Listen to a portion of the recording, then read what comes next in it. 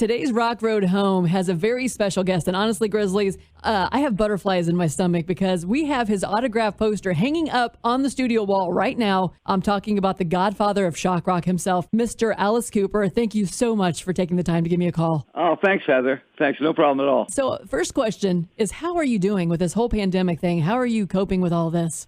I've got 3 studios in the house. Oh, wow. All right. And we just finished an album about Detroit called Detroit Stories. Nice. That we're just doing finishing touches on. My producer, Bob Ezrin's in Toronto. So every day we get little things like, could you redo this line here? Could you read this line right here?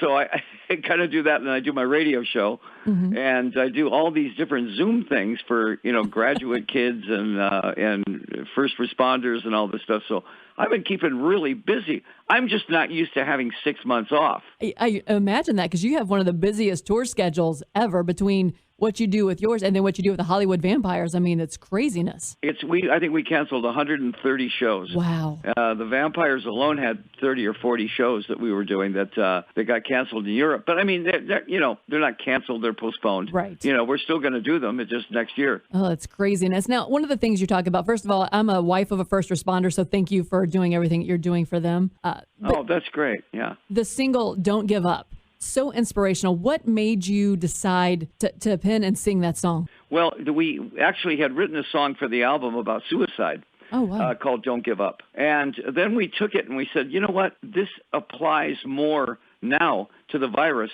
than it does to suicide, because the chorus could be applied both ways. Right. To don't step off the ledge, But we took the verse then and said, why don't we stand up to this virus? Instead of being a victim, let's go on the offense. Let's punch the bully in the nose. And Alice will talk to the virus directly and just say, look, you're an indiscriminate killer and you're not that tough. We're the human race. We're going to survive and you're going to be gone.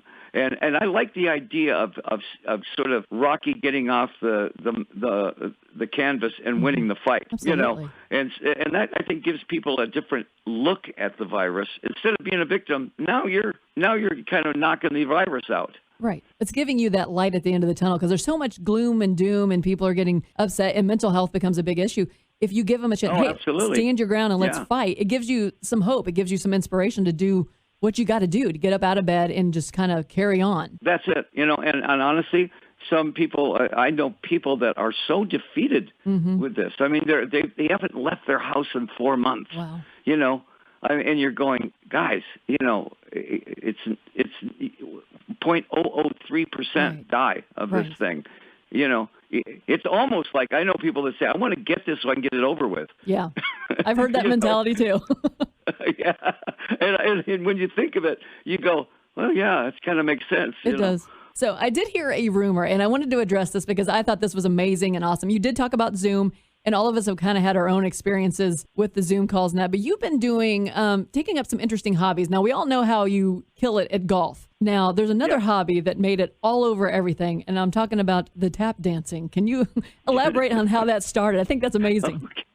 Here's the deal. My wife and my 2 daughters are both professional dancers. My wife was with Joffrey Ballet, and she was with Hubbard Street Dance, and Chicago actually, yeah. Wow. And done movies, everything. She can tap dance, she can ballet, she was ballet, prima ballerina, and both of my daughters, who are growing up now, were also scholarship dancers. Wow. So they put on a pair of tap shoes, and they're right there. Right. I watch old movies, and I'm sitting there going, in the old days, if you were an actor, and even if you were the bad guy in a gangster movie, you could still tap dance. And I'm sitting there going, well, then why can't I tap dance? And so I have a friend that does a virtual tap dance thing on Wednesday nights. Right. So we lay out this plywood thing outside, because in Arizona it's still 85 degrees at night, and all of us, there's 7 of us out there with tap shoes on, and it looks like that Geico commercial, the clogging commercial. Oh, I love it. I swear it looks just like that. Oh, it couldn't be more appropriate for us. Well, I have to tell you, in my mind, and I don't want to offend you, but I know those old movies too, and one of my favorite directors is Mel Brooks. So in my mind, when I heard you in tap dancing, I pictured the scene from Young Frankenstein where it was putting on the Yes. Ritz. I'm like, that would be Yeah. amazing because you could have that on your stage show. I mean, perfectly. Oh my gosh, we have a song called "Some Folks" where we used to do a thing where it was Alice in white top hat and tails, and the dancers were all in black. The back of their outfits were black, but when they turned around, it was glow in the dark skeletons Oh, that's awesome. with white. So they would disappear and then show up again. And we did this whole Fred Astaire dance Right. routine in the middle of it. And Fred Astaire came to the show Oh, wow. and saw this, and he went to the dancers and he says, "You kids are great. That's really something. That's something I can't believe we didn't do that in one of the old movies."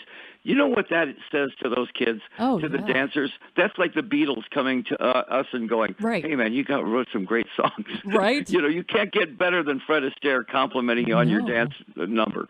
That would be amazing. And, it's one of those things. I just saw it and I thought, you know what? I saw your show last year. I took my father, who is going to be 71 this year. He'd never seen you live. So I took him to see you. And your opener was Lizzie Hale and Hailstorm. And I will tell yeah. you blew us away. You played down in St. Louis, and you guys Yes. were amazing. You have not lost a step, Alice. I have to tell you that right now. Well, I surround myself with the best players in the world. Everybody in that band are best friends. Right. Nita Strauss She's amazing. is our newest member. She's been with us 3 or 4 years now, and she is a force of nature. Yes, she herself. is. And amazing girl, and she's really a great chick. Just one of those, and people look at her at first when she first came on, and they went, "Oh, eye candy," Right.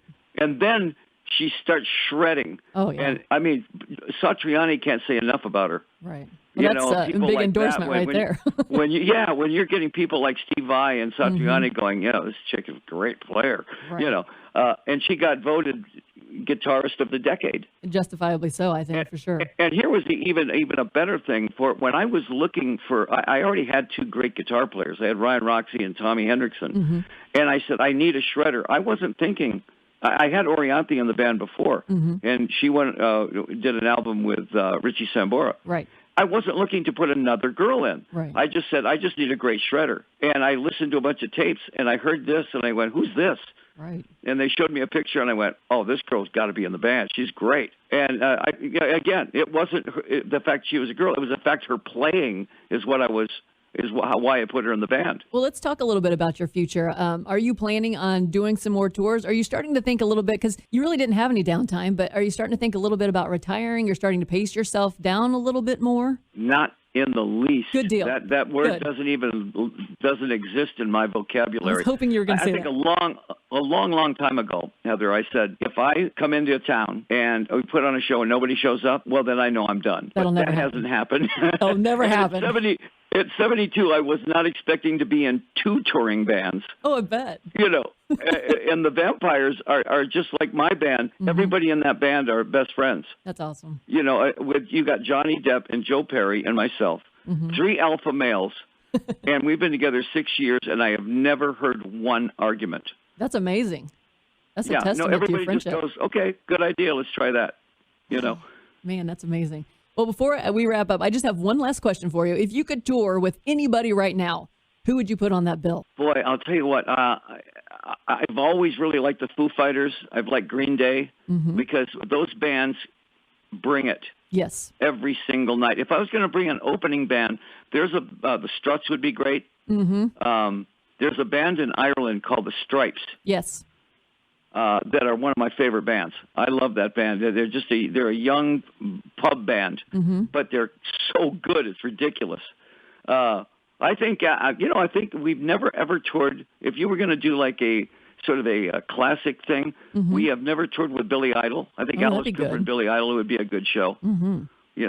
But I mean, anybody out there. Lizzie Hale was great when we went out with Lizzie. I mean, Lizzie's one of my best buddies, and that show was really good because there were 2 different kinds of energy on that stage. Oh, it was amazing. When she got up there and was singing with you, and then her and Nita were playing at the same time, that was a hell of a moment to see for sure. Oh, yeah, it's great. Have you heard that thing she's done with the Who band? Yes. She does a thing called the Song of Woman. Mm-hmm. The band HU, the Who band. I love that band. It is. That band is so crazy. Yeah. And way underrated. There's a lot of people that don't know who they are yet, but I think they're going to hit it pretty hard here soon. I think so too. I think if they get on a big tour like a Metallica tour or something like that, or an AC/DC tour, that band is going to take off Yeah, because absolutely. they're Mongolian Hell's Angels. You know. Definitely, yes. I love it. Well, I want to thank you so very much. I know our time is limited for calling in and chatting with me, Alice. I cannot tell you how much it means to me to talk to one of my idols. So thank you for taking the time and stay well, my friend. Oh, thanks very much, and say hi to your dad. I would definitely do that. Thanks, Alice. Okay, bye-bye.